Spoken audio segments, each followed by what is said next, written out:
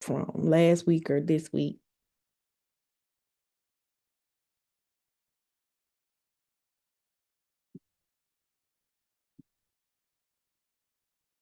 Okay. If you don't have any questions, it's fine. If you think of something, let me know or either send me an email once we get out of class.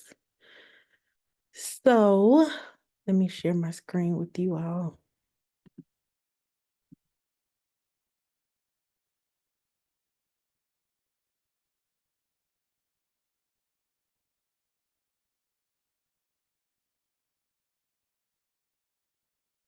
Okay.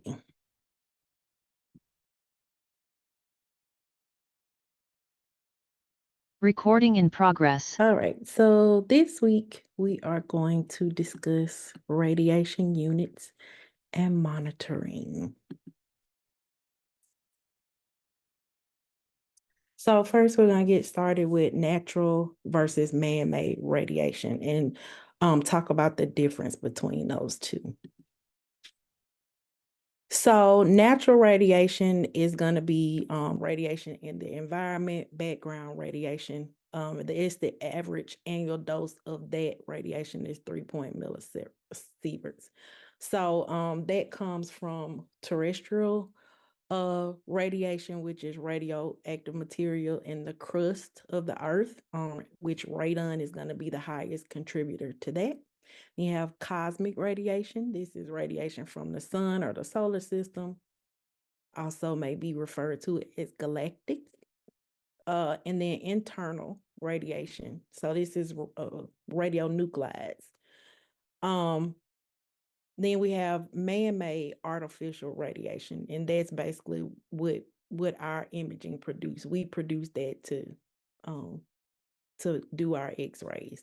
So the estimated average annual dose of man-made radiation is 2.4 millisieverts.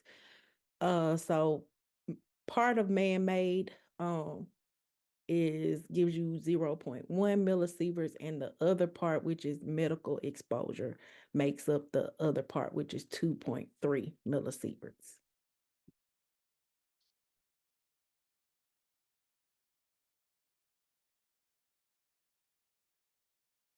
So this is just a picture to show you kind of the breakdown of natural radiation versus the breakdown of medical radiation, and then you got a little sliver in there with human made radiation. So you see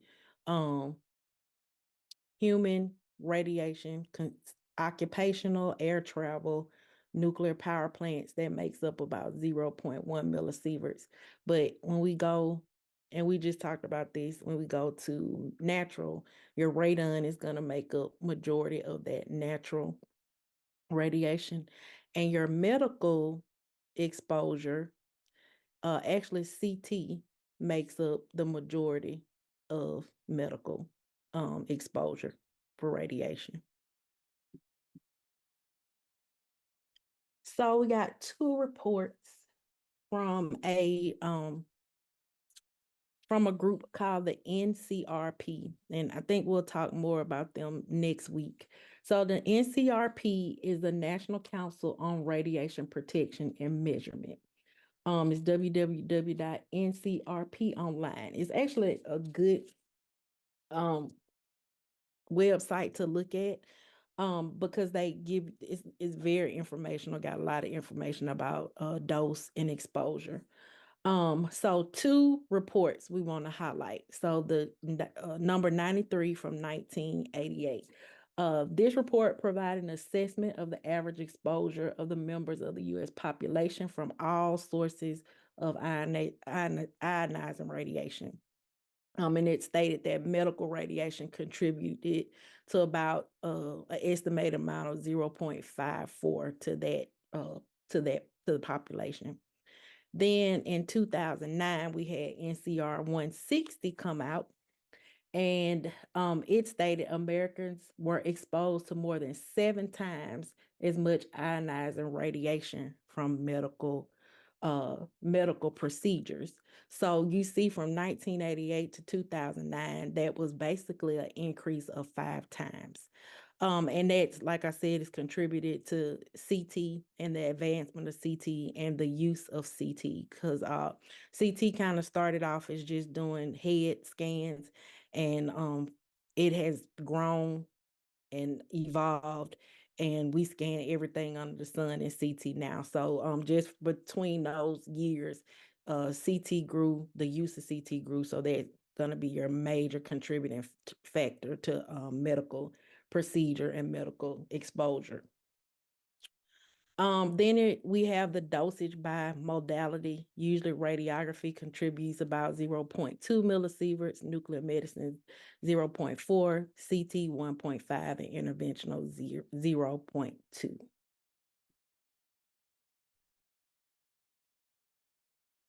So some additional sources of artificial ionizing radiation.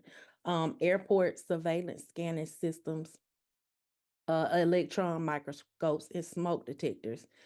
Air travel, nuclear fuel that's made in power plants, then atmospheric fallout from nuclear weapons testing. All of those are considered artificial ionizing radiation.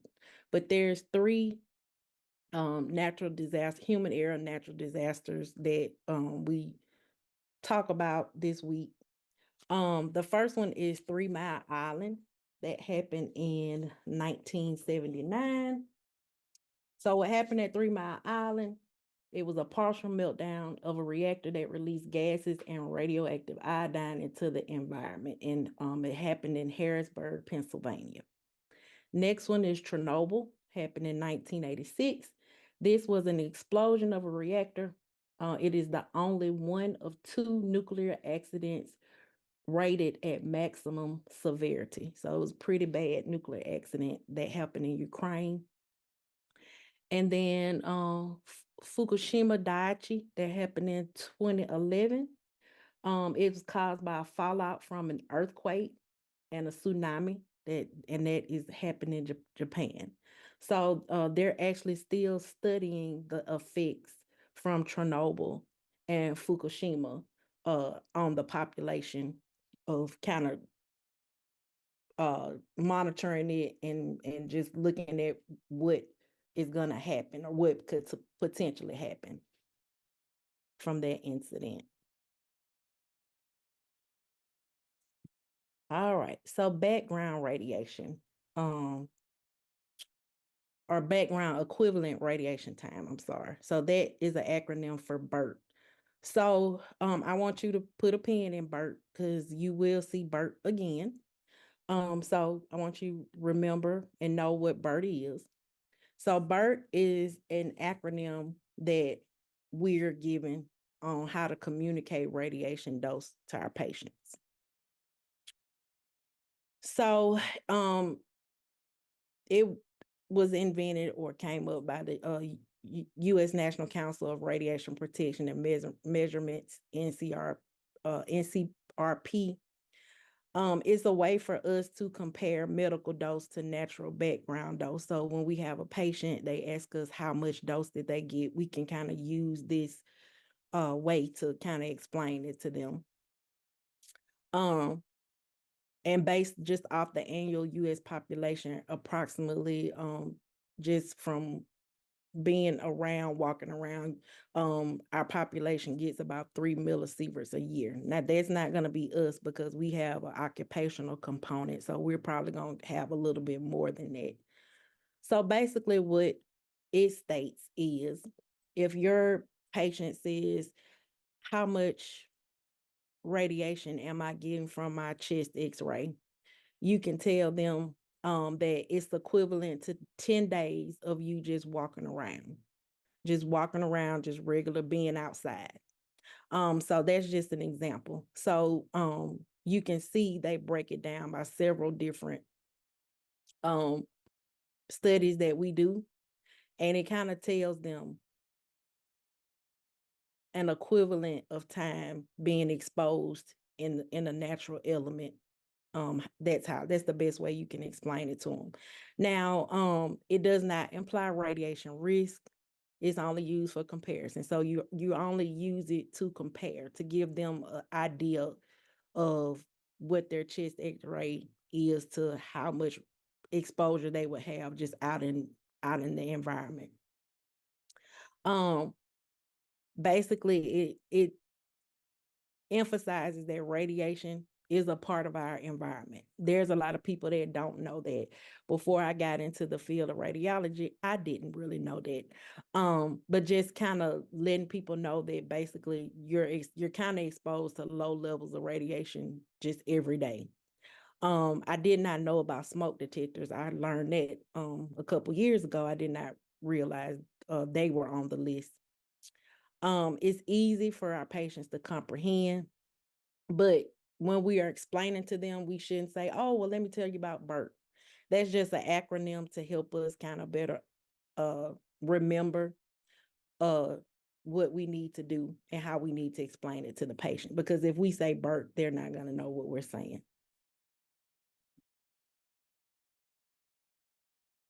So radiation units, where are they and why are they important? So we measure a couple things when we use our X-rays. We measure two things when we expose a patient. So we measure the radiation in the air, which is the radiation intensity. So that can either be measured in your exposure or your air karma. And we'll kind of break those down a little bit in a couple slides. And then we also measure tissue or the dose. So when the X-rays hit the patient, their body, we are measuring their absorbed dose, their equivalent dose, and their effective dose. And then we're gonna break those down in a couple slides. So just for you guys' knowledge about when you see these units of measurement, kind of understand which ones they correlate to. So when you're talking about exposure, the measure of unit of that is coulombs per kilogram, and basically what you're measuring is the ionization of the air. So those particles going out in the air. Once we take that X-ray, those particles that are in the air. Then we measure air karma, and the unit of measure for that is gray. This is measuring the energy of those particles that are released once we X-ray our patient.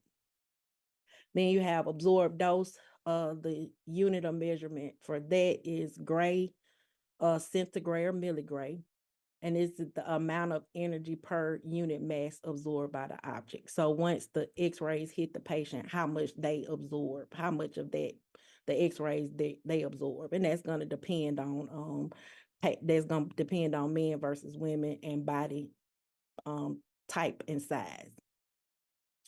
Equivalent dose is measured in sieverts. Equivalent dose, it says biological effects. But like I said, we're going to touch on equivalent and effective dose in just a minute. And then effective dose also measured in sieverts. That looks at biological. One is short-term biological effects, the other one is long-term. And then when we hear the term radioactivity, that's measured in becquerel, and that's 1 decay per second. That's going to be more for your nuclear medicine people dealing with those radiopharmaceuticals. So the unit of measurement, SI, those SI units of measurement that we just went over, they were adopted in 1980, primarily used to define exposure.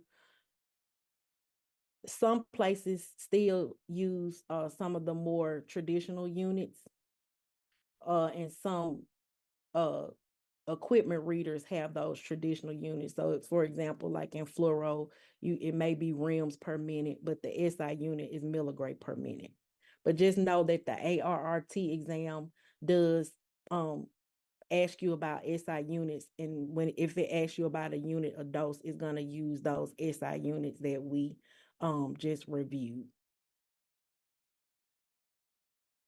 All right, so back to exposure. So When I say exposure, what am I talking about? So exposure means the number of ionization particles in the air. So once we hit that X-ray button, those particles go into the air. So basically we're measuring that.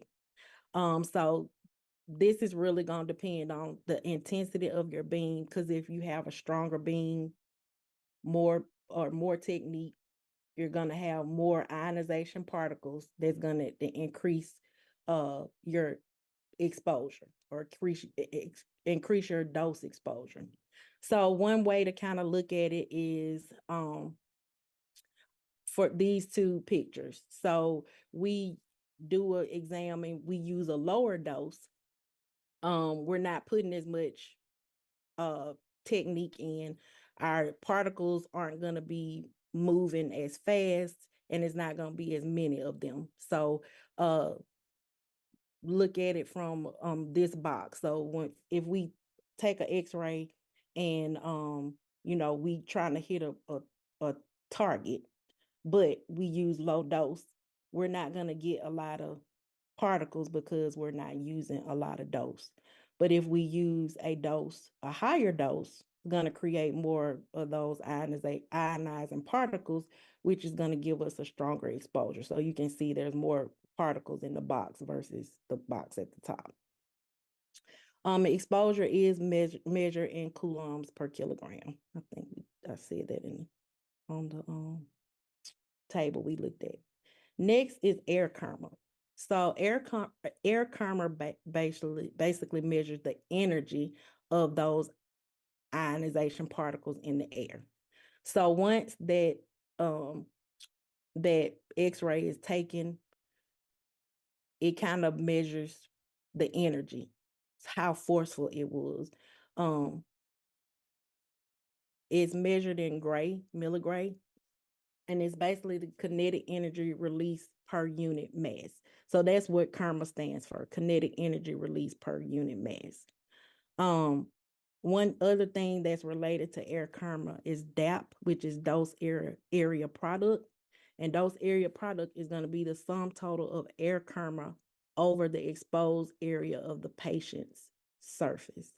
And air KERMA is measured in milligray per centimeter squared. So basically what this is just the energy of those particles. So exposure is the intensity. Let's go back. So exposure is the number of ionizations in the air. So how many particles we release when we take the X-ray. And then air KERMA is going to be the energy. How strong are those ionization particles once we release that X-ray? And that leads us into, once it gets to the patient, it leads us into measuring absorbed dose, equivalent dose, and effective dose. All right, so just basically a rundown of exposure versus air KERMA. So the exposure, you're looking at the number of ionization particles that are being put out in the air. And air KERMA, you're looking at the energy of those ions that are being put out in the air. So next thing we're going to talk about is absorbed dose. So absorbed dose measures the energy absorbed in the body per unit mass. So this actually is going to really depend on the person, male versus female, body size, body height, a lot of things is dependent on that. So when we look at absorbed dose, we look at how much of that dose was absorbed, so the absorbed energy. And then we also look at the short-term effects. So absorbed dose is measured in grays. So you can have centigrades or milligrades.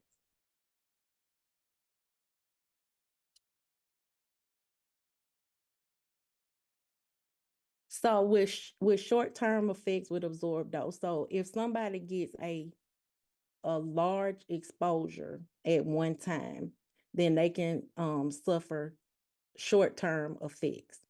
So some of those effects can be sperm depression, skin erythema, and then epilation. So epilation is hair loss.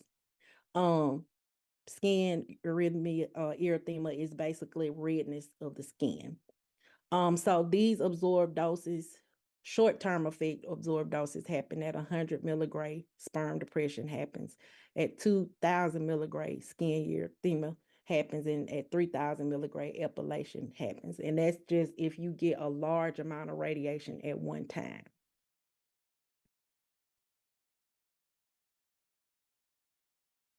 So next, equivalent dose. This is used to compare the biological damage from different radiation types. So equivalent dose is based on what type of radiation that you're using. So with equivalent dose, it's measured with sieverts, and you can see we have two things we're gonna look at. We're looking at weighting factors. And this is in the book, and I think it's actually on one of the Rad Tech Bootcamp videos as well. So we're looking at the different types of radiation and how dangerous they are, with alpha particles being the most dangerous and X-rays being the least dangerous. So when we look at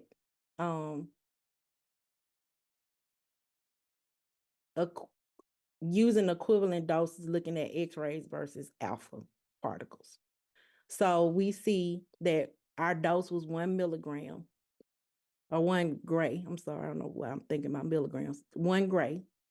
And then so the dose to this patient is just going to be 1 millisievert because we use X-rays.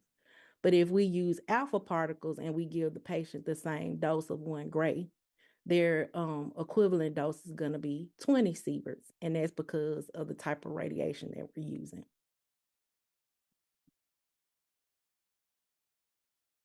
So one thing to keep in mind about equivalent dose is a term called genetically significant dose. So this is used to assess the overall impact of a gonadal dose on a population. It's defined as the equivalent dose to the reproductive organs that, if received by every human in a large population group, would be expected to bring out an identical gross genetic injury to that total population. So next thing we're going to talk about is effective dose, or you may hear it referred to as occupational dose.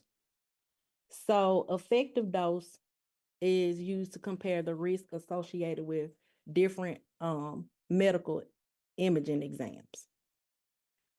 So this is measured in sieverts as well.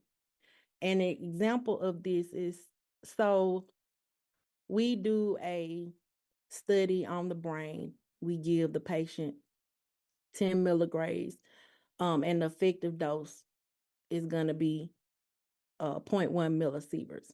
But if we did a chest X-ray or something in the area of the breast, because that tissue is more sensitive, we give the same dose. That effective dose is going to be a little bit higher. Effective dose essentially measures the long-term effects. So equivalent dose measures short-term effects. Effective dose measures long-term effects.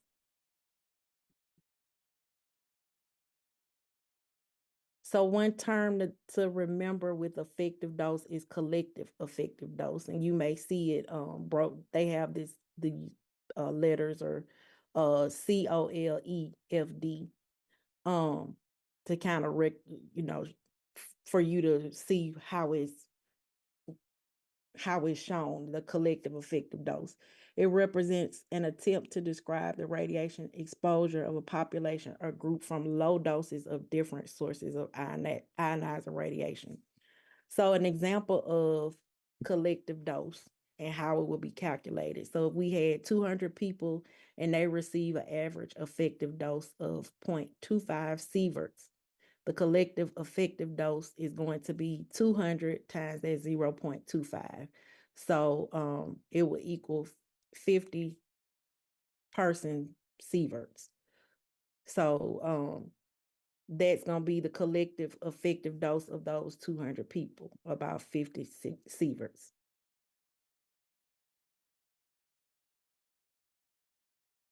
So next, personal monitoring. How do we track our occupational dose? So we've learned about the energy of the X-rays in the air, the number of particles of the X-rays in the air. We've learned about once those particles hit their target, which is the skin, the person, their dose is determined, absorbed dose. Then we also have equivalent dose and effective dose. Equivalent dose is going to depend on the type of radiation. Effective dose is going to depend on where the body part. And so there is a tissue weighting like table. It's in, I think it's on the equivalent dose Red Tech Bootcamp video. So make sure you watch that video and pay attention to the tissue weightings of what is most sensitive versus what is least sensitive. So with personal monitoring devices, anytime you're going to be at least around 50 millisieverts of an annual effective dose. So if your annual effective dose is going to be anywhere close to 50 millisieverts, it's recommended that you are monitored with a radiation monitor. So if you are going to have a greater or equal to 10% annual occupational effective dose per year, it's required that you're monitored. So if you're going to get at least 5 millisieverts a year, you have to be monitored, required, and that's in our occupational setting. ALARA tells us that if we're going to have at least a 1% annual occupation effective limited dose in a month, around 5 millisieverts, then we should be monitored. So looking for us, we're in the field, we're probably going to meet all of these, whether it's an annual effective dose of 50 millisieverts. Our annual effective dose should not exceed that. Our yearly effective dose is 10% of that. I'm sorry. So your annual effective dose is going to be 50 millisieverts for recommended monitoring, and we probably fall into that. But even if we didn't fall into that, if we're being exposed to greater than or equal to 10% of that annual occupational dose, which is that 50 millisieverts, 5 millisieverts, it is required that we are monitored.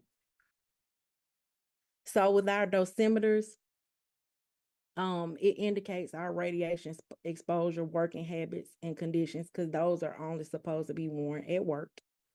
It determines occupational exposure by determining and measuring quantity of ionizing radiation over time, but it does not protect us from exposure. So it's a way for them to measure our exposure, but it does not protect us from exposure. So when we get these monitors, these different types of monitors, what are we supposed to do with them? How are we supposed to wear them?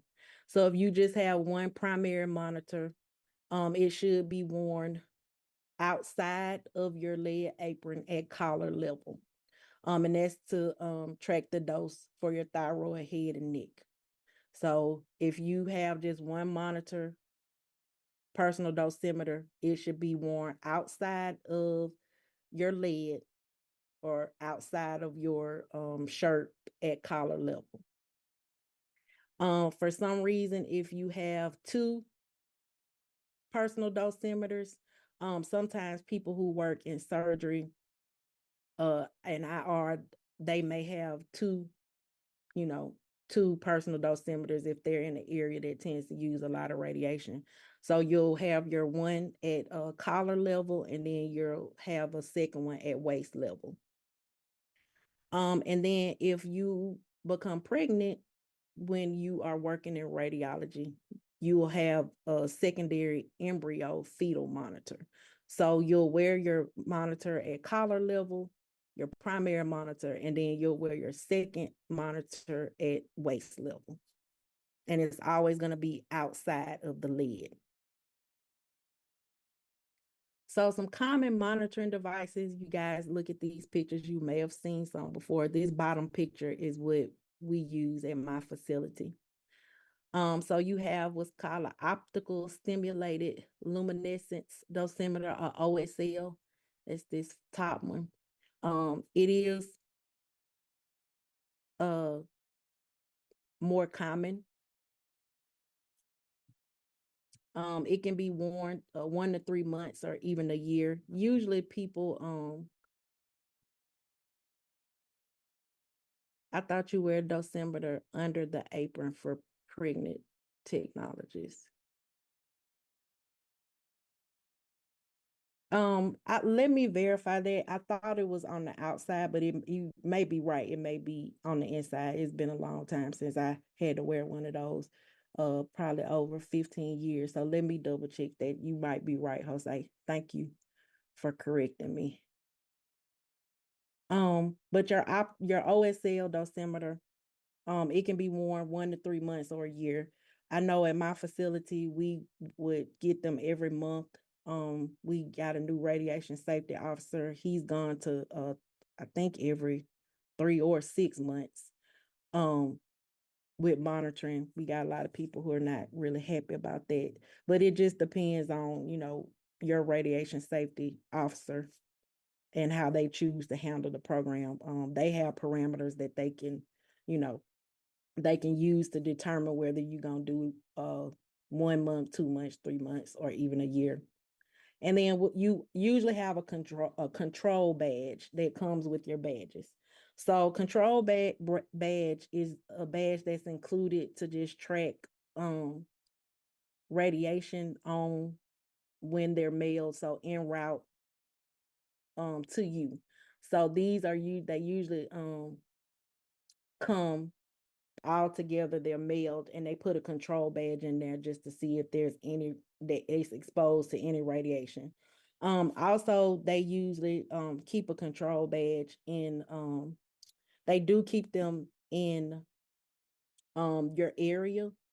And from my understanding, what I was told too, that they use that control badge to see if there is any radiation that they're not tracking, if it's in that area as well. But for test taking purposes, you need to know the control badge or control monitor is there to track the radiation when they're mailed to the facility.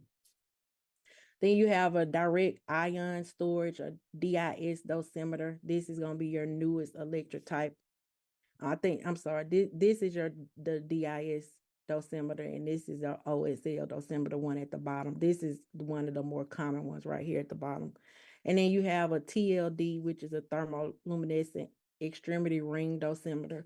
You'll see a lot of people wear these if they do a lot of fluoro, or usually they wear them in nuclear medicine. But you can wear them up to 3 months. This is considered a secondary monitor for those who work in those high radiation areas. So yes, the OSL dosimeter, the advantage to this is that it's lightweight, durable, easily worn. It's sensitive to lower dosages, so that's why it's probably going to be your preferred monitor if you have a pregnant radiation worker, because it can sense lower doses. Then the disadvantages of this is the record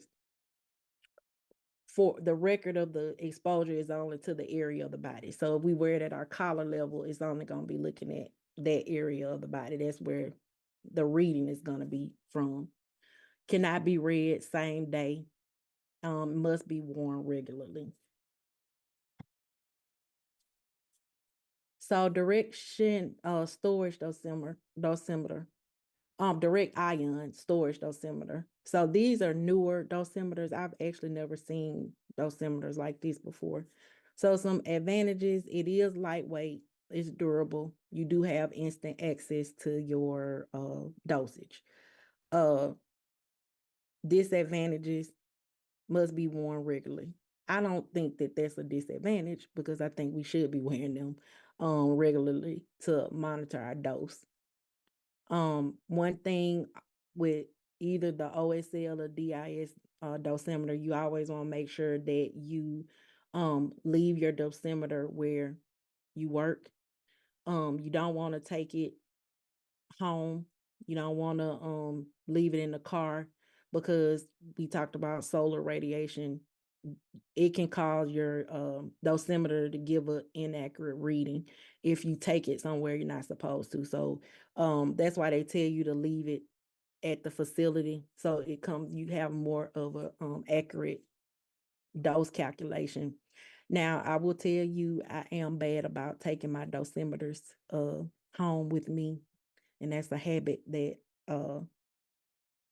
it's just a habit that I picked up and I shouldn't have it. But in theory, you should leave your dosimeter at the facility. Now, one thing I don't do, I don't leave it in my car.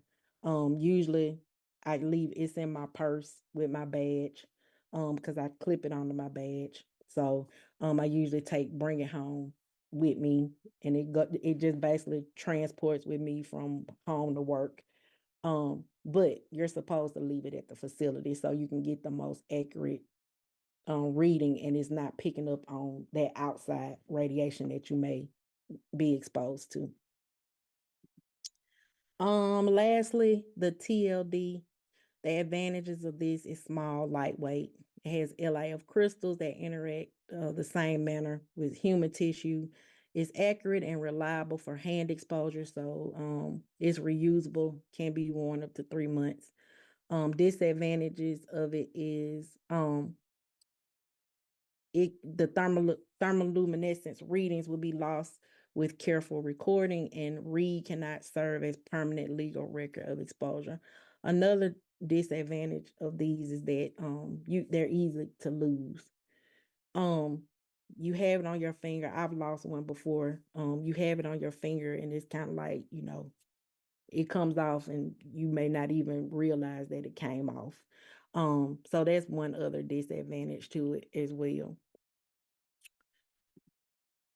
Let's see. So here is a sample of a dosimetry report. Has anybody ever been given their dosimetry report? Has anybody ever seen one of these before?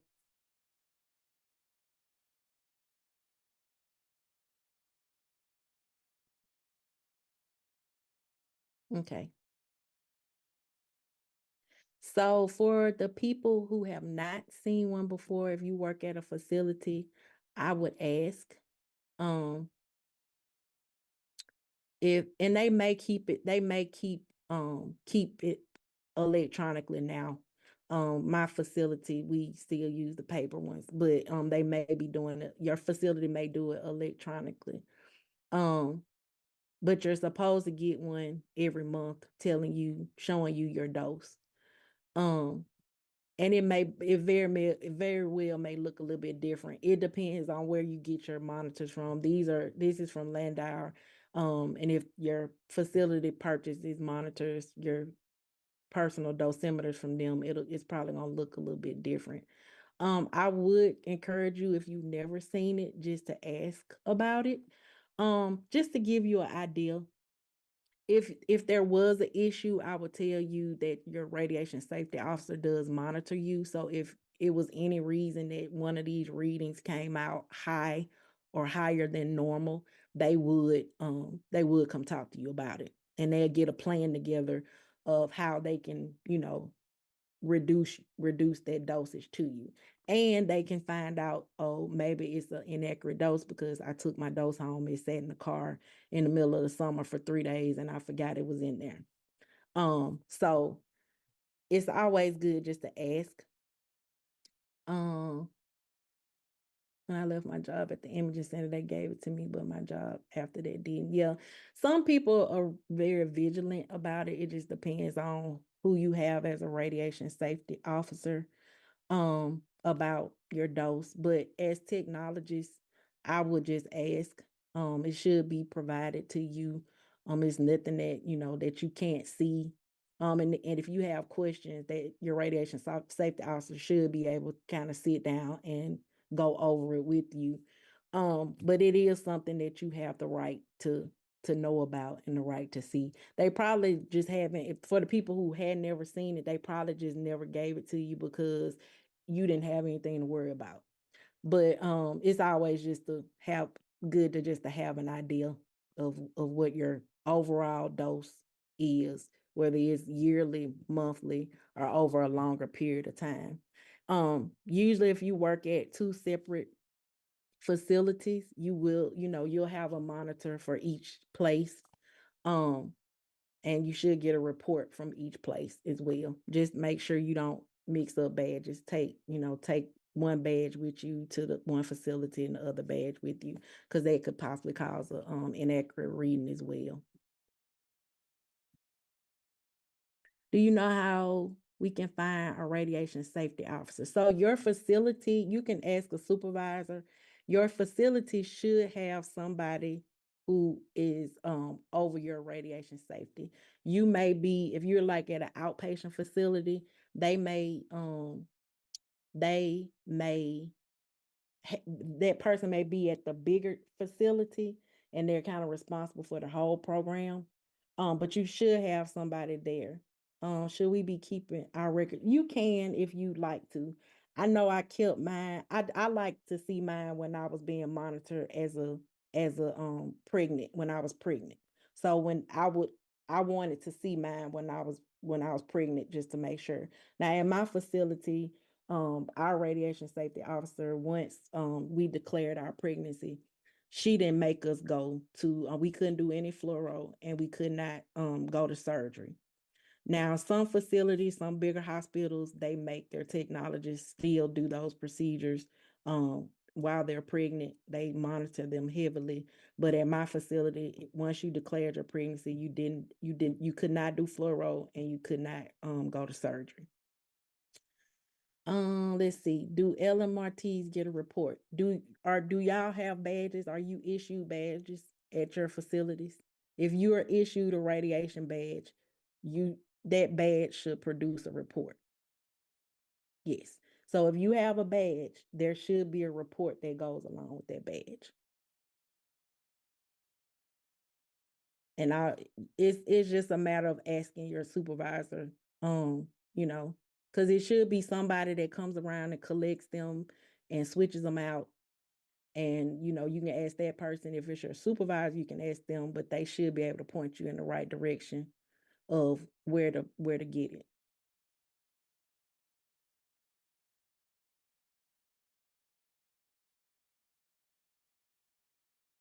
All right. Do y'all have any questions? I'm going back through the chat just to see. So let's just make sure we're clear. For pregnant workers, it is worn on the inside, and that makes sense. So just remember, for pregnant workers, the waist level badge is worn on the inside. If you have a badge without have a badge that is just a second badge because you're in an area, one at the collar and one at the waist. So everything we went over tonight, pretty much the things on the presentation will be included on your test. How many questions? It's 10 questions on the test. So the parts of the slides that had bolded things on them, like control radiation monitor, potentially to be on the test. This OSL dosimeter badge being sensitive and going to be more common or preferred for your pregnant employees, that's potentially going to be on the test. So the things that were kind of bolded are potential things that could be on your test from the presentation. And the other thing you need to look at, like I said, the tissue weighting table that's on the I think it's on the effective dose video from Red Tech boot camp, you need to look at that table and kind of know which is the most sensitive, which one is the less sensitive or least sensitive.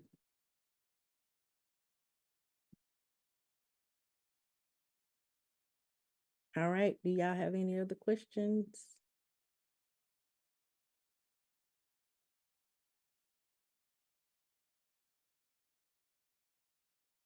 All right. If you don't have any other questions, you can type your name in the chat box. Y'all have a good rest of your evening and have a good rest of your week.